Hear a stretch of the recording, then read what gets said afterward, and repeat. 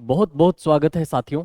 एक बार फिर से आप सभी का Himalaya edu hub online digital platform में मैं आपके सामने आशीष आर्य। देखिएगा स्टूडेंट, कल हम जो बात कर रहे थे वो परमाणु, अणु और परमाणु संरचना के बारे में बात कर रहे थे। तो देखिएगा, कल की जो क्लास है इसमें हमने परमाणु के मॉडल्स के बारे में बात की थी। तो सबसे पहले आपने डोल्टन का परमाणु मॉडल पढ़ा, फिर जे थॉमसन का परमाणु मॉडल पढ़ा, फिर रदरफोर्ड का अल्फा कण प्रकीर्णन मॉडल पढ़ा। क्लियर है ना, रदरफोर्ड का मॉडल। और चौथे नंबर पर आपने देखा था नील्स बोर का परमाणु मॉडल। तो नील्स बोर के परमाणु मॉडल में आपने बताया था कि सर इन्होंने जो रदरफोर्ड का परमाणु मॉडल है उनको सब सब बातें जो हैं उनको फॉलो किया है। किसने किया है? नील्स बोर नामक वैज्ञानिक ने।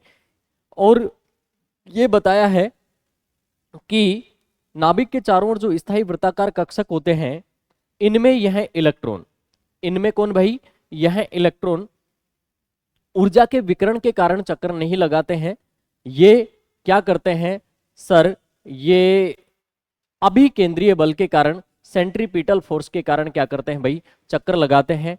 इसीलिए इन्होंने समझाया कि इलेक्ट्रॉन नाभिक के चारों ओर चक्कर लगाते हैं, पृथ्वी सूर्य के चारों ओर चक्कर लगाती है, चंद्रमा पृथ्वी के चारों ओर चक्कर लगाते हैं, उपग्रह ग्रहों के चारों ओर चक्कर लगाते हैं। सब किस बात को फॉलो करते हैं? नील्स बोर के परमाणु मॉडल को फॉलो करते हैं। और आपको एक बात और विशेष रूप से याद रखनी है सर। ये बात क्या है? ये बात ये है, याद रखिएगा कि यहां पर ये जो नील्स बोर का परमाणु मॉडल है इसे सर्वमान्य परमाणु मॉडल के नाम से भी जाना गया है और इसे ही आधुनिक परमाणु मॉडल के नाम से भी जानते हैं। क्लियर है ना? इसके बाद में जो आधुनिक परमाणु मॉडल है, इस आधुनिक परमाणु मॉडल के बारे में नील्स बोर नामक जो वैज्ञानिक है वो ये कहते हैं कि परमाणु जो है ना वो 3 प्रकार के मूल कणों से मिलकर बना होता है। ये 3 मूल कण कौन कौन से होते हैं साथियों?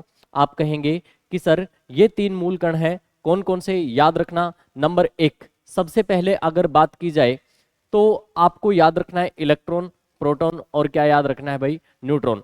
तो कल मैं आपको यही बता रहा था कि इलेक्ट्रॉन, प्रोटॉन और न्यूट्रॉन। क्लियर है ना? मैंने आपको यह भी बताया था कि ईंटा पगनाचे इलेक्ट्रॉन, प्रोटॉन और न्यूट्रॉन की खोज किसने की है? इलेक्ट्रॉन की किसने की? सर जे थॉमसन ने की। सर प्रोटॉन की खोज किसने की? गोल्डस्टीन ने। और न्यूट्रॉन की खोज जो की है वो किसने की है? गोल्डस्टीन नामक वैज्ञानिक ने की है। तो अब बात ये करते हैं कि सर इनका जो द्रव्यमान है वो कितना होता है और आवेश जो है, आवेश का मान कितना होता है इलेक्ट्रॉन, प्रोटॉन और न्यूट्रॉन को लेकर। तो हम एक सारणी बनाते हैं। लिखिएगा, लिखिएगा, परमाणु 3 प्रकार के मूल कणों से मिलकर बना है। लिखिएगा, परमाणु 3 प्रकार के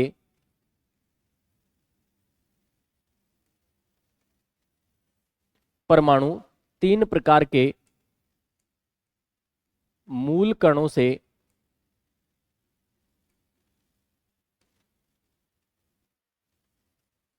मिलकर बना है। परमाणु जो है ये 3 प्रकार के मूल कणों से मिलकर बना है और ये तीनों मूल कण आप कहेंगे मित्रों क्या? सर इलेक्ट्रॉन, प्रोटॉन और क्या है? न्यूट्रॉन है। इलेक्ट्रॉन, प्रोटॉन और क्या है भाई? न्यूट्रॉन। तो देखिएगा, इसको हम एक सारणी के माध्यम से समझने का प्रयास करते हैं। क्लियर है ना? एक सारणी के माध्यम से इसको समझने का हम क्या करते हैं सर? प्रयास करते हैं। देखिएगा, सबसे पहले 1 बाई 1 करके वो तमाम चीजें लिखनी है जो अपनी एग्जाम में पूछी जाती है। देखिएगा, सबसे पहली बात आप लिखेंगे serial number. Serial number, clear है ना? सेकंड नंबर पर लिखेंगे आप मूल कण। मूल कण। फिर आप क्या लिखेंगे? खोजकर्ता। फिर आप लिख देंगे सन। फिर आप लिख देंगे चार्ज यानी आवेश।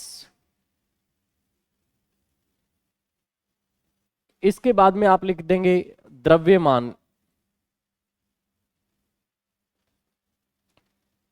और फिर आप लिख देंगे आवेश का मान।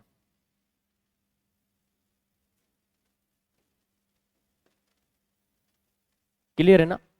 इन 3-4 चीजों को लेकर के हम बात करते हैं।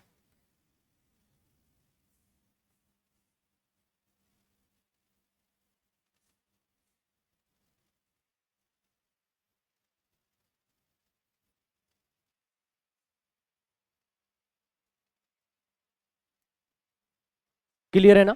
देखिएगा, सबसे पहले सीरियल नंबर, फिर हम बात करेंगे मूल कण की, फिर बात करेंगे इनके खोजकर्ता की,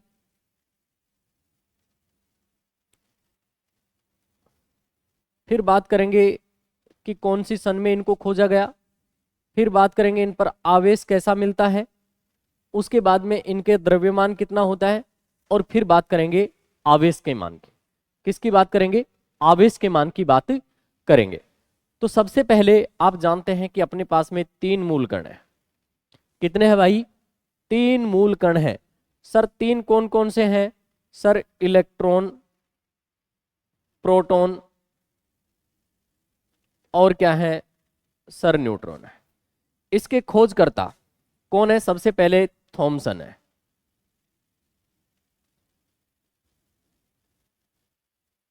इलेक्ट्रॉन के खोजकर्ता कौन है? जे थॉमसन है। प्रोटॉन के कौन है? सर गोल्डस्टीन है। गोल्डस्टीन। और न्यूट्रॉन के कौन है? चैडविक है। कौन है भाई? चैडविक है। कब? 1897, 1898 और 1932, 1932 में। कब भाई? 1932 में। ये अपने को बहुत अच्छे से याद रखना है, ये अपने को बहुत अच्छे से साथियों यहां पर याद रखना है। यहां पर जो आवेश है ये कैसा है सर? ऋणात्मक है। यहां पर कैसा है? धनात्मक। और यहां पर किसी भी प्रकार का आवेश है ही नहीं, अर्थात यह कैसे होते हैं सर? उदासीन होते हैं। कैसे होते हैं भाई? उदासीन होते हैं। क्लियर है ना? अब देखिएगा, एक इंपॉर्टेंट बात बता देता हूं आपको। यहां पर अपने से जो पूछता है वो क्या पूछता है सर? द्रव्यमान पूछता है। तो इलेक्ट्रॉन का द्रव्यमान जो है कितना है सर? 9.1 इंटू 10 की घात माइनस 31 केजी होता है। 9.1 इंटू 10 की घात माइनस 31 केजी। क्लियर है ना? और यहां पर अपने को याद रखना है इलेक्ट्रॉन पर ऋणात्मक चिन्ह है, इसलिए आवेश का मान अपने से पूछेगा। आवेश का मान अपने को लिखना है माइनस 1.6 इंटू 10 की घात माइनस 19। आवेश का मात्रक क्या होगा भाई? कूलाम होगा। आवेश का मात्रक क्या है? कूलाम। तो बात करेगा कि सर प्रोटॉन जो है इसका द्रव्यमान कितना होता है? तो प्रोटॉन का द्रव्यमान होता है 1.67 इंटू 10 की घात माइनस 27 केजी। क्लियर है ना? 27 केजी। और यहां पर जो प्रोटॉन का क्या होगा भाई? आवेश का मान होगा यहां पर कितना होगा सर? 1.6 इंटू 10 की घात माइनस 19 कूलोम। क्लियर है ना? तो याद रखेगा जो इलेक्ट्रॉन और प्रोटॉन है लगभग इनका आवेश जो होता है, आवेश का मान समान होता है। अब यहां पर देखिएगा जो न्यूट्रॉन है सर, न्यूट्रॉन यहां पर माइनस में है, यहां पर किस में? प्लस में है। बस आपको ये याद रखना है। इसके बाद में न्यूट्रॉन का द्रव्यमान कितना होता है सर? न्यूट्रॉन का द्रव्यमान 1.67 इंटू 10 की घात माइनस 27 केजी होता है। कितना होता है भाई? 1.67 इंटू 10 की घात माइनस 27 केजी होता है। लेकिन अपने को यहां पर याद रखना है, यहां पर न्यूट्रॉन पर किसी भी प्रकार का आवेश नहीं रहता है, इसलिए यहां पर हम क्या लिख देंगे भाई? उदासीन लिख देंगे। तो साथियों इस सारणी से एग्जाम में 100+1% क्वेश्चन बनता है। तो यहां पर आप MTR डाल लें कि मुझे तो रटना है। मुझे तो क्या करना है भाई, इसको रटना है। समझ में आया? चलिएगा, अब देखिएगा इसके बाद अगर मैं बात करना चाहूं तो यहां ये आपको समझ में आ जाता है। तो इसके बाद में एक छोटा सा टाइटल अपन लिखते हैं कि परमाणु के कक्षकों में इलेक्ट्रॉन भरने के नियम। तो आप कह सकते हैं परमाणु के कक्षकों में, परमाणु के कक्षकों में ऑर्बिट्स, परमाणु के कक्षकों में ऑर्बिट्स में इलेक्ट्रॉन भरने के नियम।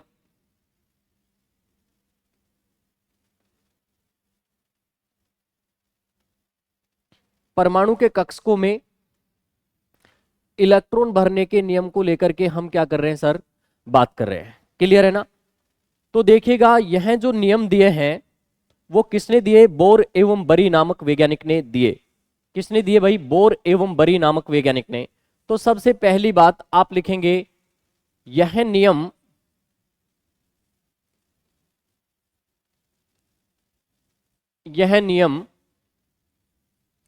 वैज्ञानिक बोर एवं बरी ने दिए।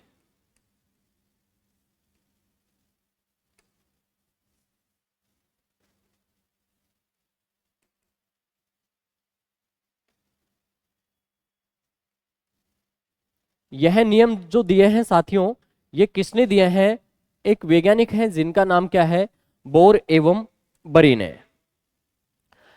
क्लियर है ना? यह नियम किसने दिए हैं, वैज्ञानिक बोर एवं बरी ने दिए।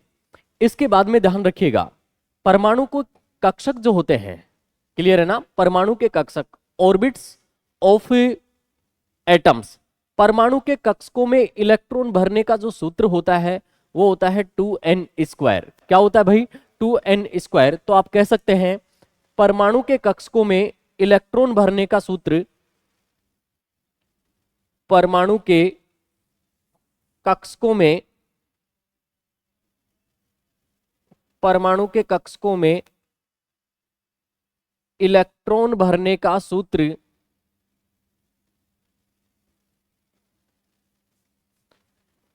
परमाणु के कक्षकों में इलेक्ट्रॉन भरने का सूत्र 2n² होता है। क्या होता है भाई, 2n²। यहां पर n क्या है, कक्षकों की संख्या है, नंबर ऑफ ऑर्बिट्स। लिखिएगा n बराबर नंबर ऑफ ऑर्बिट्स,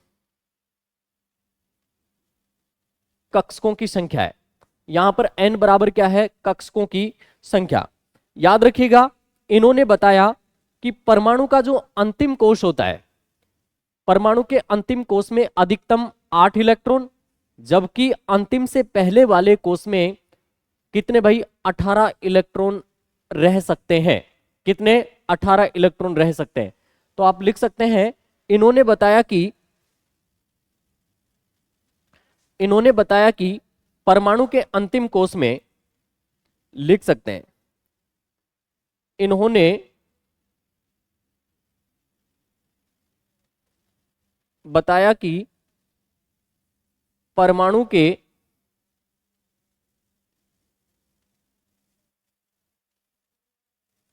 अंतिम कोश में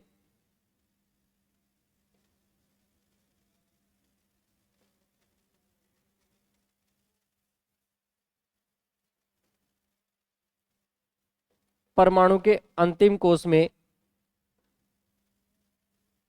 अधिकतम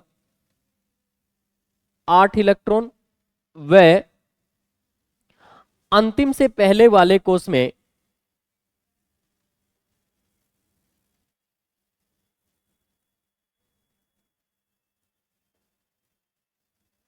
अंतिम से पहले वाले कोश में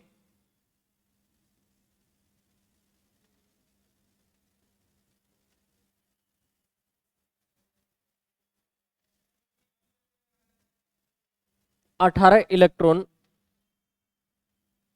रह सकते हैं।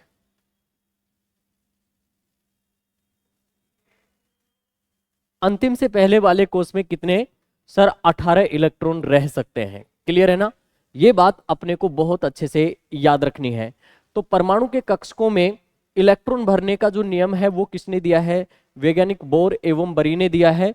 और परमाणु के कक्षकों में इलेक्ट्रॉन भरने का जो सूत्र होता है, एग्जाम में पूछा जाता है, इसको स्टार मार्क जरूर करिएगा आप। सर 2n² होता है। n यहाँ पर क्या है, नंबर ऑफ ऑर्बिट्स, कक्षकों की संख्या है। इन्होंने बताया कि सर परमाणु के अंतिम कोष में अधिकतम 8 इलेक्ट्रॉन व अंतिम से पहले वाले कोष में 18 इलेक्ट्रॉन रह सकते हैं। छोटी छोटी बातें हैं, ये अपने को विशेष रूप से क्या करनी है भाई, यहां पर याद रखनी है। क्लियर है, समझ में आया। इसके बाद में एक छोटा सा टाइटल हम और लिखेंगे, जिसे आप कहेंगे तत्व का प्रदर्शन। तत्व का प्रदर्शन जो है वो किस प्रकार से किया जाता है, छोटा सा टाइटल है, लगाइएगा, तत्व का प्रदर्शन।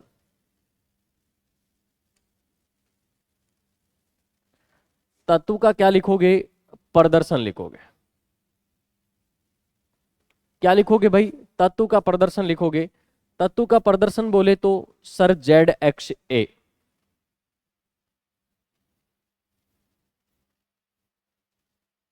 ZXA, यहां पर सर Z क्या है, परमाणु क्रमांक।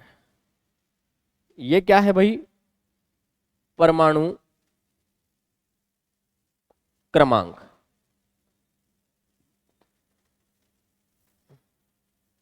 Z क्या है सर, परमाणु क्रमांक है। तो X क्या है, तत्व का प्रतीक है।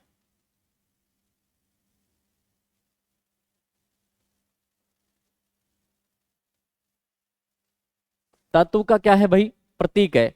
और A क्या है सर, यह है द्रव्यमान संख्या,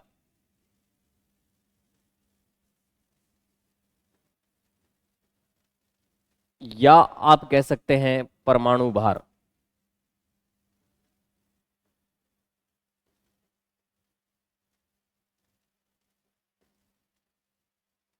द्रव्यमान संख्या, या आप क्या कह सकते हैं सर, परमाणु भार कह सकते हैं। तो तत्व का प्रदर्शन। क्लियर है ना। फॉर एग्जाम्पल यहां पर मैं आपसे कह देता हूं कि सर अपने पास यहां पर क्या है, 6C14 है। क्लियर है ना। तो यहां पर ये क्या है सर, परमाणु क्रमांक। क्या है भाई, परमाणु क्रमांक। परमाणु क्रमांक, ये क्या है, तत्व का प्रतीक है। तत्व का प्रतीक है। और ये इसकी क्या है सर, द्रव्यमान संख्या है। द्रव्यमान क्या है, संख्या।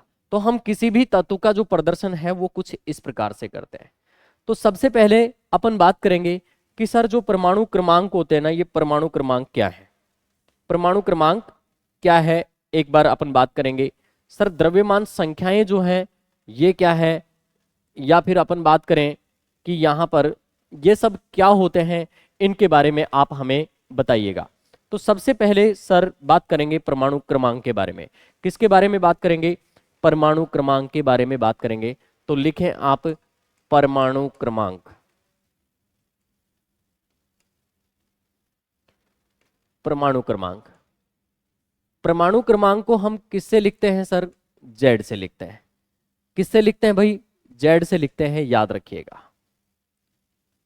अब परमाणु क्रमांक को लेकर के अगर बात की जाए कि परमाणु क्रमांक किसे कहते हैं, किसी परमाणु में नाभिक में उपस्थित, किसी परमाणु में या किसी परमाणु के नाभिक में उपस्थित प्रोटॉनों की संख्या जो होती है उसी को अपन क्या कहते हैं, परमाणु क्रमांक कहते हैं।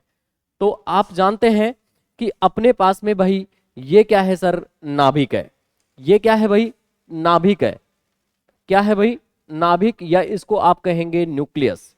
क्या कहोगे भाई सर, न्यूक्लियस कहोगे। क्लियर है ना।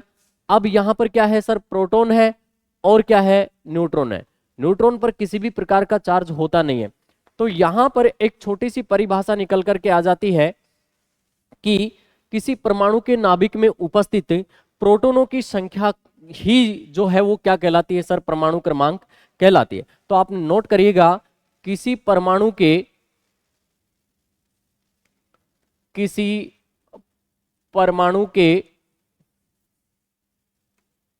नाभिक में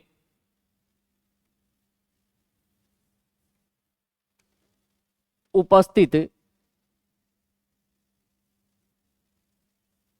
किसी परमाणु के नाभिक में उपस्थित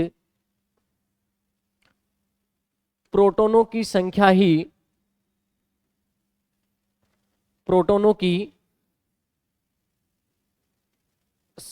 ही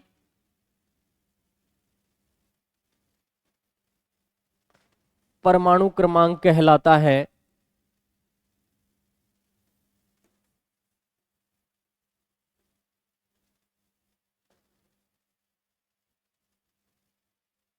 परमाणु क्रमांक कहलाता है। क्या कहलाएगा भाई? परमाणु क्रमांक कहलाएगा। क्लियर है ना? अब एक इंपॉर्टेंट बात आपको समझनी है। यहां पर अपन कह सकते हैं सर Z बराबर P प्लस बराबर आप क्या कह सकते हैं? इलेक्ट्रॉन। इसको भाई आप कुछ इस प्रकार से भी लिख सकते हैं। सीधा आपसे एग्जामिनर क्वेश्चन करता है कि निम्न में से परमाणु क्रमांक को इंगित करता है, निम्न में से परमाणु क्रमांक को इंगित करता है। क्लियर है ना? वो कौन करता है सर? यहां पर ये करता है। क्लियर है ना? तो इसको भी आप बहुत अच्छे से याद रखें। क्लियर है ना? अक्सर ऐसे ही क्वेश्चन आज के एग्जाम पेपर में हमारे से पूछे जाते हैं। क्लियर है ना? याद रखेंगे। अपने से कोई नहीं पूछेगा परिभाषा, या फिर कह सकता है कि निम्न में से परमाणु क्रमांक को इंगित करता है। कौन करता है सर? ये करता है। क्लियर है ना? इसके बाद में हम परमाणु भार या द्रव्यमान संख्या देखते हैं। परमाणु भार या जो द्रव्यमान संख्या होती है, इसको रिप्रेजेंट किया जाता है सर ए से। किससे भाई?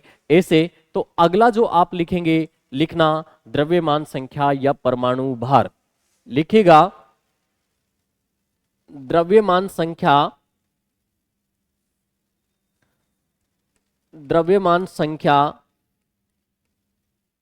या आप लिखेंगे परमाणु भार।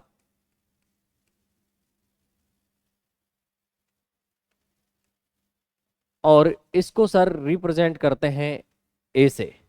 किससे भाई? ए से। तो याद रखिएगा यहां पर द्रव्यमान संख्या या परमाणु भार क्या है, ये एक इंपॉर्टेंट बात है जो अपने को समझनी है। देखिएगा, इसको हम ए से लिखते हैं और यहां पर P प्लस एन जो है, ये किसको बता रहा है सर? ये सर द्रव्यमान संख्या को बता रहा है। तो हम कह सकते हैं किसी परमाणु के नाभिक में उपस्थित प्रोटॉन और न्यूट्रॉन की संख्या का जो योग होता है, प्रोटॉन और न्यूट्रॉन की संख्या का जो योग होता है सर, वो क्या कहलाता है? द्रव्यमान संख्या या परमाणु भार कहलाता है। तो आप लिख सकते हैं किसी परमाणु के नाभिक में उपस्थित, किसी परमाणु के, किसी परमाणु के नाभिक में उपस्थित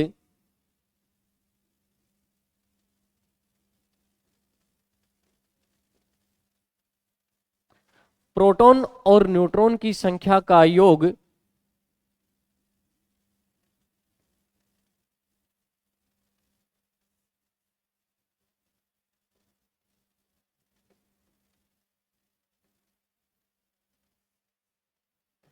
प्रोटॉन व न्यूट्रॉन की संख्या का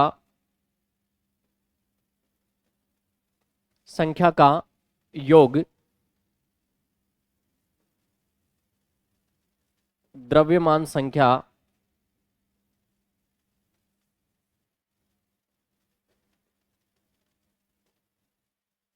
कहलाती है।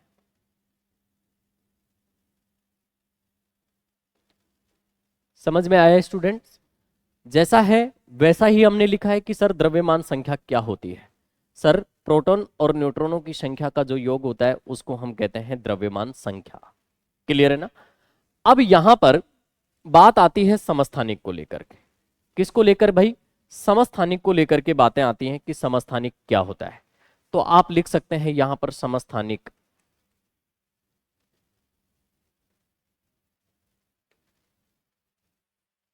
समस्थानिक। समस्थानिक को क्या कहोगे? सर आइसोटोप कहोगे।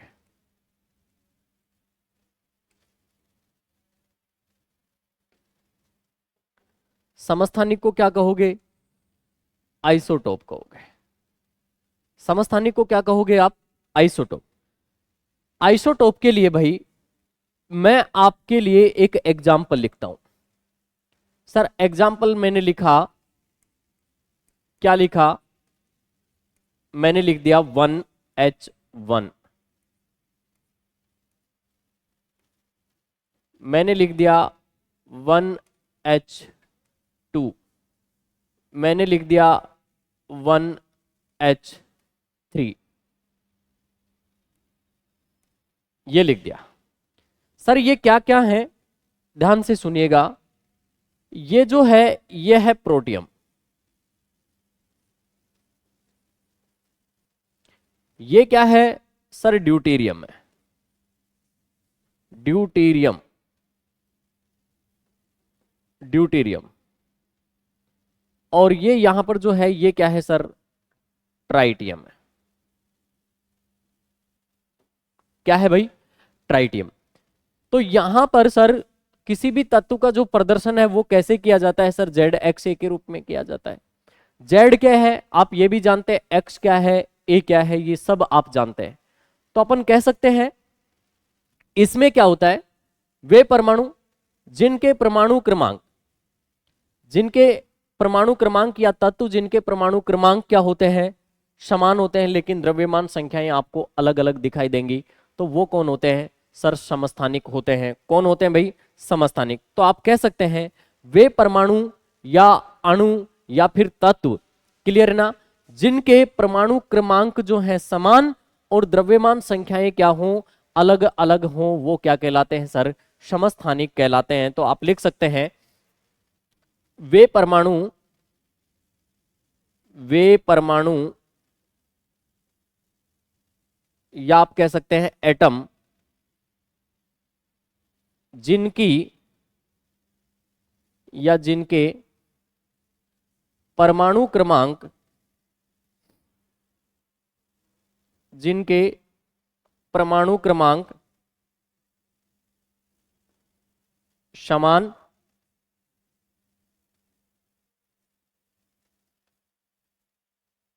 एवं द्रव्यमान संख्याएं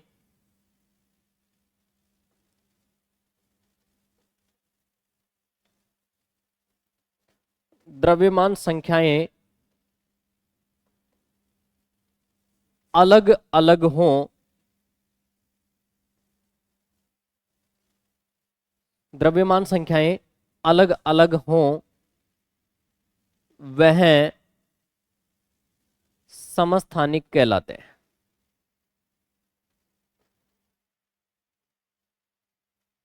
समस्थानिक या फिर क्या कहलाते हैं सर? आइसोटोप कहलाते हैं।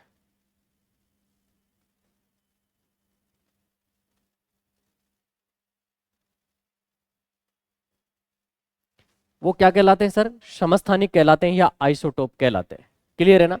जैसे कि मैं आपसे लिख सकता हूं, यहां पर एक एग्जाम्पल और लिख सकता हूं। क्या? मैंने लिख दिया 8612 8614, 8612 और 8614। तो याद रखिएगा यहां पर जो द्रव्यमान संख्याएं हैं वो अपने को अलग अलग दिख रही हैं, और परमाणु क्रमांक है ना सबके क्या दिख रहे हैं? समान दिख रहे हैं। तो ऐसे जो हैं वो कौन कहलाते हैं सर? समस्थानिक कहलाते हैं। क्लियर है बेटा? समझ में आया कि नहीं? जी सर। तो चलते हैं आगे, आगे बात करते हैं सर रेडियो समस्थानिक क्या होते हैं। तो वे परमाणु जो मानव द्वारा निर्मित होते हैं या मानव द्वारा निर्मित जो समस्थानिक होते हैं उनको हम क्या कहते हैं सर? रेडियो समस्थानिक कहते हैं। जिनका उपयोग कहां पर किया जाता है सर? चिकित्सा के क्षेत्र में किया जाता है। विशेष रूप से अपने को यहां पर ये कुछ बातें हैं जो कि याद रखनी है। क्लियर है? याद रखिएगा। अब याद रखिएगा सबसे ज्यादा समस्थानिक जो होते हैं वो किसके होते हैं?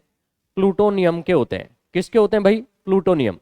तो नोट करके लिखिएगा सबसे ज्यादा समस्थानिक, नोट करके लिखना, सबसे ज्यादा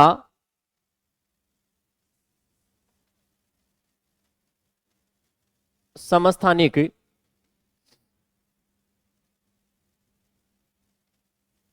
सबसे ज्यादा समस्थानिक या आइसोटोप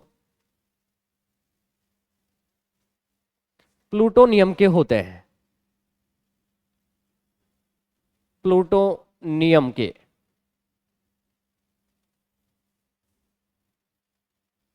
नियम के होते हैं जिनकी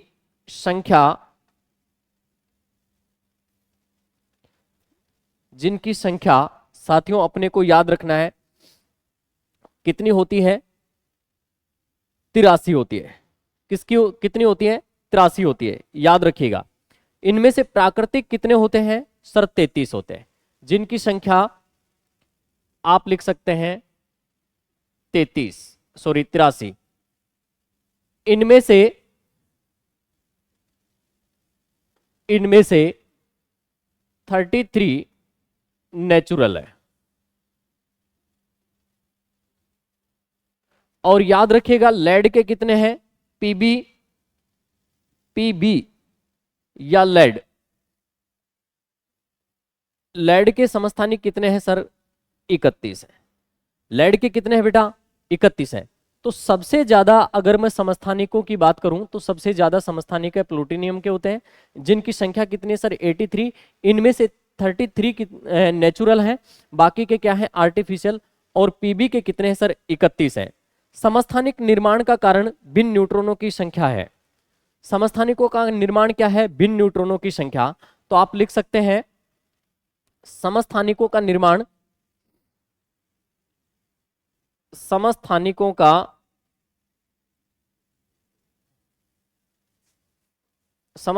का निर्माण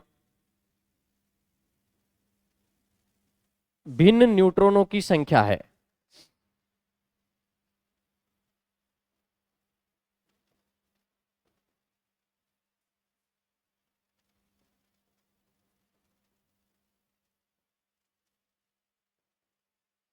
समस्थानिकों का जो निर्माण है वो क्या है सर? भिन्न न्यूट्रॉनों की संख्या है।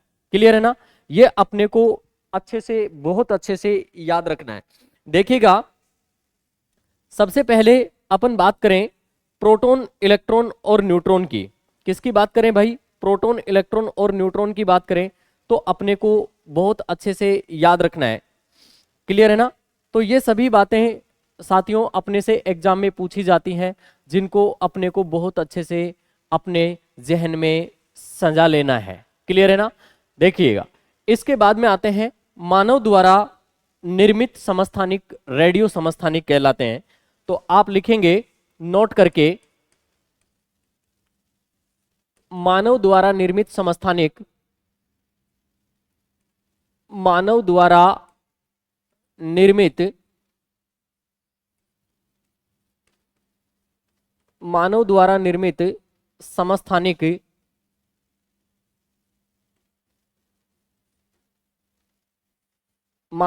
निर्मित समस्थानिक सर रेडियो समस्थानिक कहलाते हैं।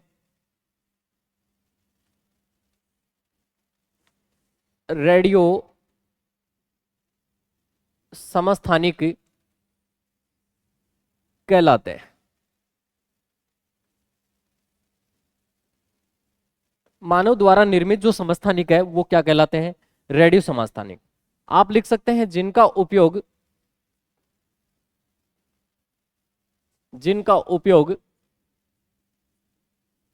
चिकित्सा के क्षेत्र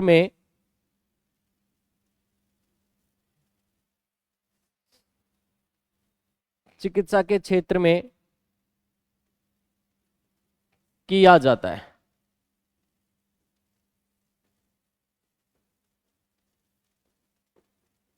जिनका उपयोग कहां पर किया जाता है सर?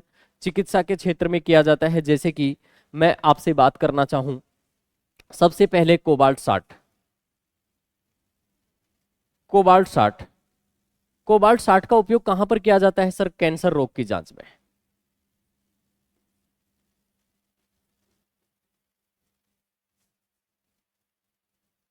कैंसर रोग की जांच में। क्लियर है ना? बहुत फेमस क्वेश्चन है, अपने से एग्जाम में पूछा जाता है। सर सेकंड नंबर पे आपसे पूछेगा सोडियम 24। सोडियम 24 का उपयोग कहां पर किया जाता है? याद रखिएगा, रक्त परिसंचरण की जांच में। रक्त परिसंचरण की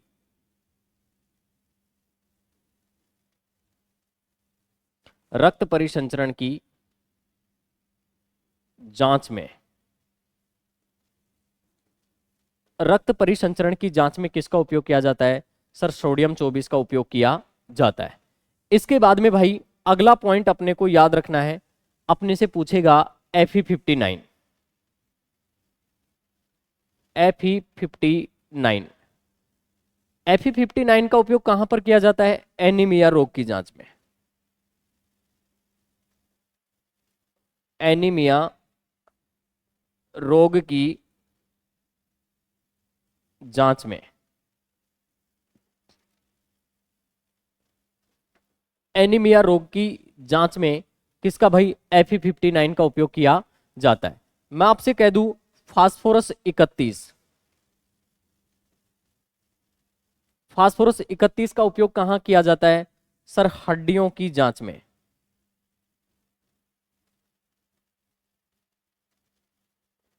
हड्डियों की जांच में किसमें किया जाएगा भाई? सर हड्डियों की जांच में किसका उपयोग किया जाता है? सर सोडियम 24 का उपयोग किया जाता है। किसका उपयोग किया जाता है भाई? सोडियम 24 का उपयोग किया जाता है। इसके बाद में सर एक क्वेश्चन और इंपॉर्टेंट है जो अपने को याद रखना है, जैसे कि अपने से पूछ लिया जाता है आयोडीन 139 का उपयोग कहां पर किया जाता है? तो आप लिख सकते हैं आयोडीन 139 का उपयोग कहां पर किया जाता है? लिख सकते हैं घेंगा रोग की जांच में। घेंगा रोग की जांच में।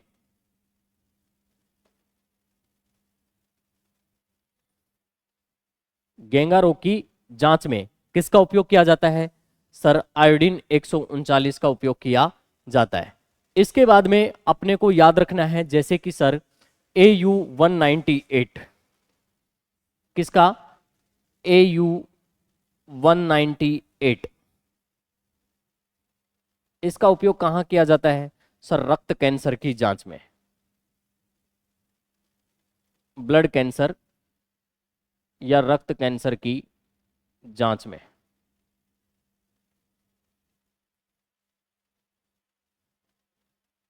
WBC का बढ़ना, रक्त कैंसर। WBC का बढ़ना रक्त कैंसर है।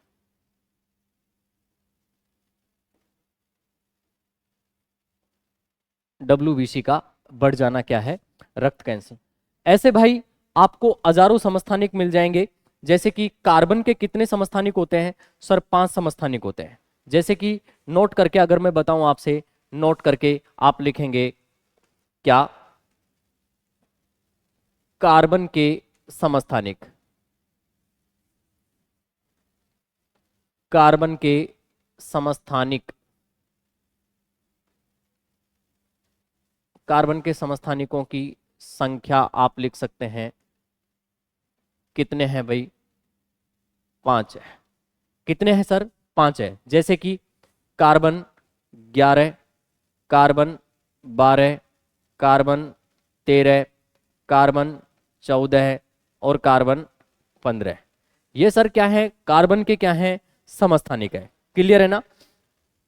याद रखिएगी, यहां से जो क्वेश्चन पूछा जाता है वो आपसे पूछा जाता है किसको लेकर के? सर यहां पर कार्बन 14 का उपयोग पूछ लिया जाता है। तो कार्बन 14 का जो उपयोग है वो कहां पर किया जाता है? सर जीवाश्मों की आयु का निर्धारण करने में। क्लियर है ना? तो आप लिख सकते हैं नंबर 1 जीवाश्मों की आयु के निर्धारण में।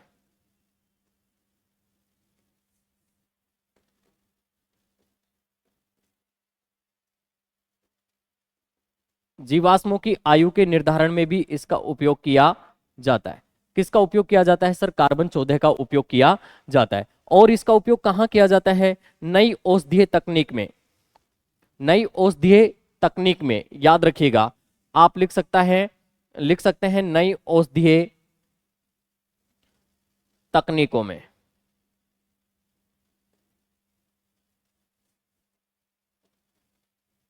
के तकनीक में। और कहां पर किया जाता है?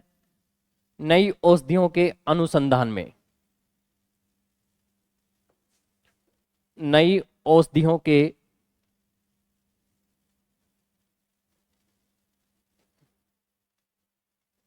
नई औषधियों के अनुसंधान में। नई औषधियों के अनुसंधान में भी किसका उपयोग किया जाता है? सर कार्बन 14 का उपयोग किया जाता है। और इनमें सबसे फेमस जो क्वेश्चन है वो कौन सा है? जीवाश्मों की आयु का निर्धारण करने में सर किसका उपयोग किया जाता है? सर कार्बन 14 का उपयोग किया जाता है। क्लियर है ना? ऐसे साथियों, हमारी जो नेचर है, ये जो प्रकृति है, इसमें हजारों समस्थानिक ज्ञात हैं जिनके उपयोग भी बताए गए हैं, लेकिन अपने को कुछ इंपोर्टेंट ही समस्थानिक पढ़ने हैं, रेडियो समस्थानिक पढ़ने हैं, जिनका उपयोग हमारे दैनिक जीवन में किया जाता है। क्लियर है ना? तो ये सभी बातें अपने को विशेष रूप से यहाँ पर याद रखनी है। क्लियर है साथियों? इसके बाद में मैं बात करूंगा आपसे समभारिक को लेकर। क्लियर है ना? किसको लेकर के भाई? समभारिक को लेकर के बात करूंगा। समभारिक को एग्जाम में बहुत बार पूछा गया है कि समभारिक क्या होते हैं। समभारिक क्या होते हैं ये अपने से एग्जाम में पूछा जाता है। तो समभारिक बोले तो सर आइसोबार। क्या बोले तो? समभारिक। तो आप कह सकते हैं समभारिक। समभारिक बोले तो सर आप कह सकते हैं आइसोबार। आइसोबार कहेंगे। समभारिक को क्या कहोगे आप? आइसोबार कहोगे। क्लियर है ना? देखिएगा, यहां पर मैंने लिखा, क्या लिखा भाई? 6C14 लिख दिया और 7N14 लिख दिया। क्या भाई लिख दिया? 6C14 और क्या लिख दिया? 7N14। एग्जाम्पल लिख रहा हूं मैं। एग्जाम्पल में लिखा मैंने सर 6C14 और क्या लिख दिया? 7N14, ये लिख दिया। तो यहां पर मेरे प्यारे बच्चों आप देखेंगे कि सर समभारिक जो है ना, इसमें आपको क्या दिखाई दे रहा है? समभारिक में सर हमें द्रव्यमान संख्या तो समान दिखाई दे रही है, लेकिन यहां पर जो परमाणु क्रमांक है ना, ये क्या है? अलग अलग है। तो इसकी एक परिभाषा निकल सकती है कि वे परमाणु जिनके परमाणु क्रमांक अलग अलग होते हैं और द्रव्यमान संख्याएं क्या हैं यहां पर? समान, तो वो कौन कहलाते हैं? सर समभारिक कहलाते हैं। कौन कहलाते हैं भाई? समभारिक। तो आप लिख सकते हैं वे परमाणु, लिख सकते हैं आप वे परमाणु जिनकी, वे परमाणु जिनके परमाणु क्रमांक, परमाणु क्रमांक अलग अलग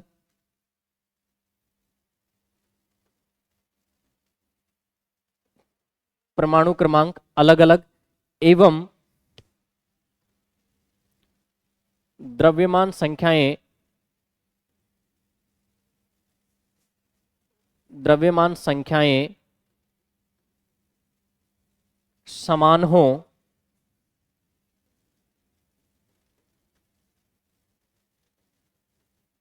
समभारिक कहलाते हैं।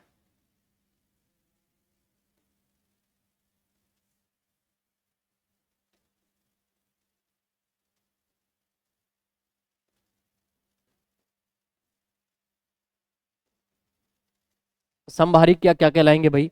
आइसोबार कहलाएंगे, जैसे कि आपको यहां पर दिखाई दे रहा है। क्लियर है? जैसे कि मैं साथियों यहां पर एक बिंदु और लिख सकता हूं। देखिएगा 6C, वे परमाणु जिनके परमाणु क्रमांक क्या हो भाई? अलग अलग हो, और परमाणु क्रमांक तो क्या हो? अलग अलग हो, और द्रव्यमान संख्याएं क्या हो? सर समान हो। वो क्या कहलाते हैं? यहां पर सर समभारिक कहलाते हैं। क्या कहलाते हैं साथियों? समभारिक कहलाते हैं। इनको बहुत अच्छे से अपने को याद रखना है। परमाणु संख्या यहां पर क्या है? अलग अलग, और द्रव्यमान संख्याएं क्या है? सर समान है। वो क्या कहलाते हैं सर, यहां पर समभारिक कहलाते हैं, समभारिक कहलाते हैं। क्लियर है ना? जैसे कि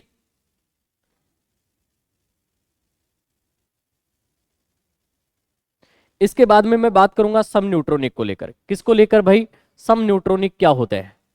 इनमें न्यूट्रॉनों की संख्या क्या है? समान है। तो आप लिख सकते हैं सम न्यूट्रॉनिक।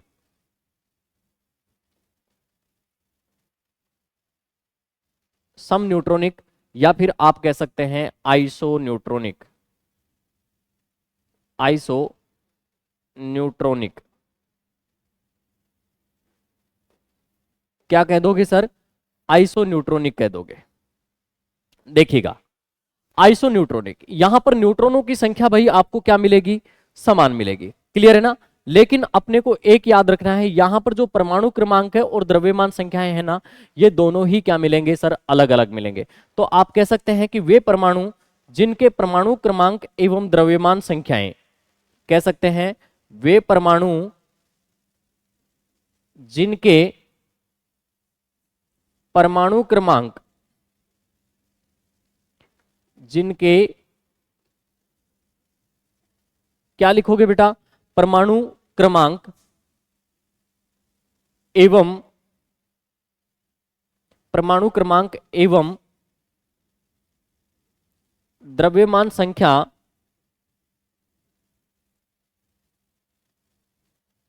परमाणु एवं द्रव्यमान संख्या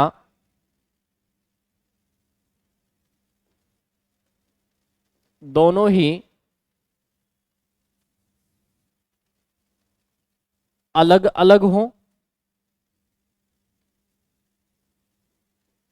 और न्यूट्रॉनों की संख्या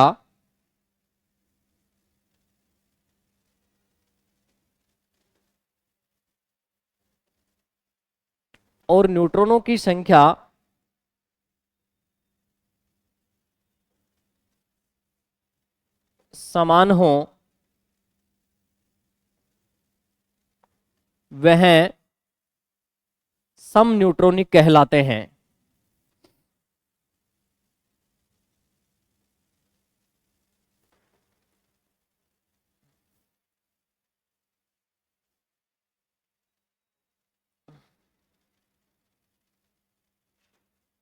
वह क्या कहलाएंगे भाई? सम न्यूट्रॉनिक कहलाएंगे। सर कैसे? जैसे कि आप कह सकते हैं, जैसे कि एग्जाम्पल,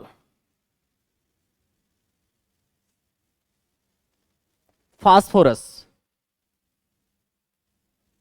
क्या कह सकते हैं आप? यहां पर फास्फोरस कितने नंबर पे आता है सर? 15 नंबर पे आता है। कितने नंबर पे आता है सर? 15 नंबर पे आता है। क्लियर है ना? और यहां पर सल्फर,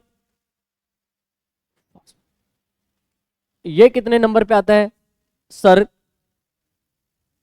सर कितने नंबर पे आता है? ये आता है 16 नंबर पे। तो आप लिख सकते हैं यहां 15 और यहां पर कितने लिख सकते हैं सर? 16। अगर बात करूं तो सर फास्फोरस की यहां पर जो द्रव्यमान संख्या होती है वो 30 पॉइंट यानी 65 से ऊपर आता है। तो इसको हम कितना मान लेते हैं? 31 मान लेते हैं। और इसका 31, 31.5 से ज्यादा आता है, इसलिए इसको कितना मान लेते हैं सर? 32 मान लेते हैं। तो अब देखते हैं यहां पर न्यूट्रॉनों की संख्या कैसे निकाली जाती है। सर अगर मैं 31 माइनस 15 कर दूं तो यहां पर कितना आ जाएगा? 16 आ जाएगा। कितना आ जाएगा भाई? 16। और यहां पर अगर 32 माइनस 16 कर दिए जाएं तो सर कितना आ जाएगा? 16। तो इन दोनों में सर न्यूट्रॉनों की संख्या क्या है? समान।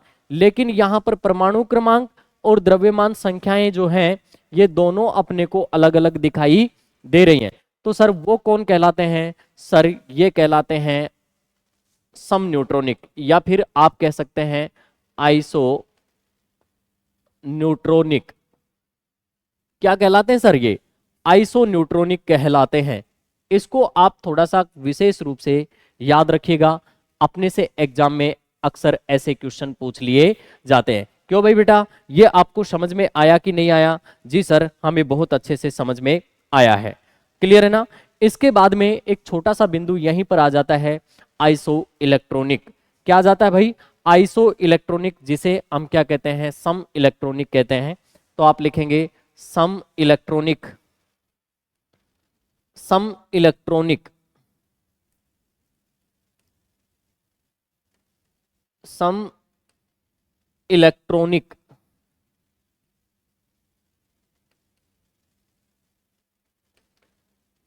सम इलेक्ट्रॉनिक। सम इलेक्ट्रॉनिक बोले तो सर आइसो इलेक्ट्रॉनिक, क्या कह सकते हैं आप, आइसो इलेक्ट्रॉनिक। इनमें सर इलेक्ट्रॉनों की संख्या क्या होती है, समान होती है। आप कह सकते हैं इनमें इलेक्ट्रॉनों की संख्या, इनमें इलेक्ट्रॉनों की संख्या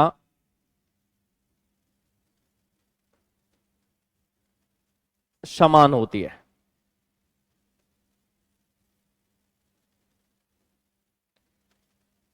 इनमें बेटा आपको क्या मिलेंगी सर, इलेक्ट्रॉनों की संख्या समान मिलेंगी।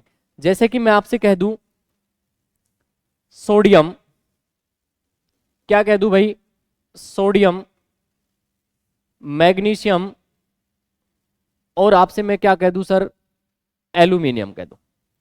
सोडियम, मैग्नीशियम, एल्यूमिनियम, यहां पर क्या है, पॉजिटिव है, यहां पर मैंने डबल पॉजिटिव कर दिए निशान, और यहां पर मैंने क्या कर दिया सर, 3 क्या लगा दिया, यहां पर इसकी संयोजकता लगा दी है।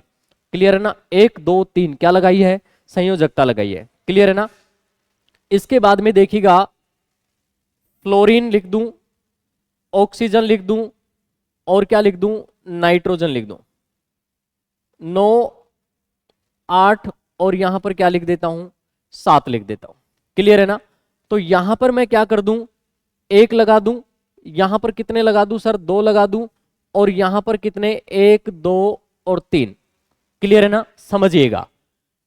तो यहां पर सर मैं क्या कहना चाह रहा हूं आपसे, अपनी ये जो केमिस्ट्री है इसमें याद रखिएगा, जब आप क्या पढ़ेंगे सर, धातुओं के बारे में पढ़ेंगे, किसके बारे में बात करेंगे, तत्वों के बारे में बात करेंगे, धातुओं के बारे में बात करेंगे, तो वहां पर आपको लिखवाया जाएगा क्या, धातुएं जो होती है ना, कौन भाई, मेटल्स, मेटल्स जो हैं इलेक्ट्रॉन का त्याग कर या इलेक्ट्रॉन डोनेट कर, त्याग कर धनावेशित हो जाती है, धनावेशित हो जाती है। तो यहां पर एक इंपॉर्टेंट बात यह है, क्या, ध्यान से सुनिएगा सर, जहां पर अपने को प्लस का निशान मिलेगा, जहां पर अपने को क्या मिलेगा भाई सर, प्लस का निशान मिलेगा, ध्यान से सुनिएगा, जहां मैंने लिख दिया प्लस, वहां पर तो होगी कमी, वहां पर क्या होगी, कमी, और जहां पर ऋण निशान आ गया वहां पर सर क्या होगी, वृद्धि होगी। क्या होगी, वृद्धि होगी। जबकि मैथमेटिक्स में अपोजिट होता है, मैथमेटिक्स में क्या होता है भाई, ये अपोजिट होता है। तो यहां पर भाई आप देख पा रहे हैं सर, यहां प्लस लगा हुआ है, क्या लगा हुआ है भाई, प्लस। तो प्लस किसको बता रहे हैं सर, कमी को।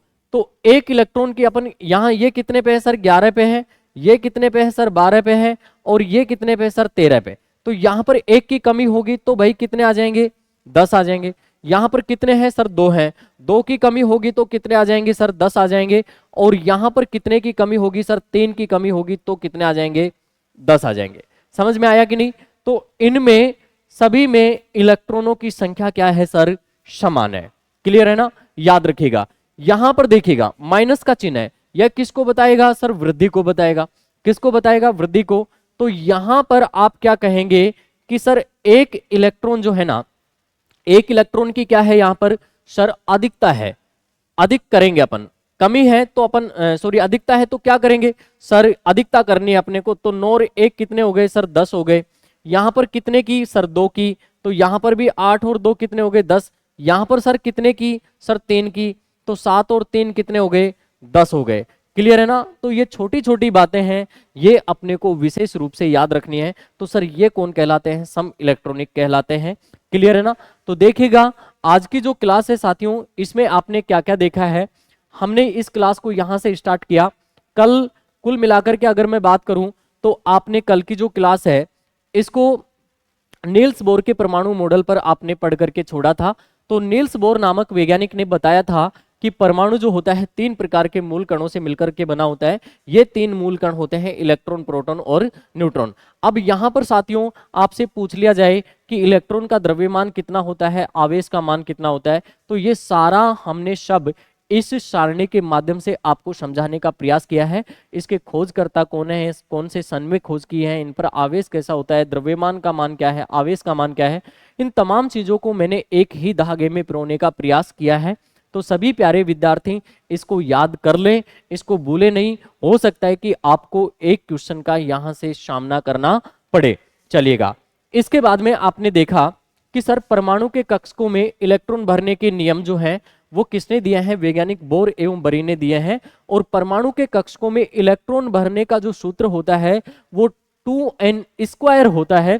n यहां पर परमाणुओं की क्या है सर, संख्या है, या सॉरी कक्षकों की क्या है भाई, संख्या, नंबर ऑफ ऑर्बिट्स, कक्षकों की क्या है, संख्या है। इन्होंने बताया कि परमाणु के अंतिम कोष में अधिकतम 8 इलेक्ट्रॉन और अंतिम से पहले वाले कोष में कितने इलेक्ट्रॉन, 18 इलेक्ट्रॉन रह सकते हैं।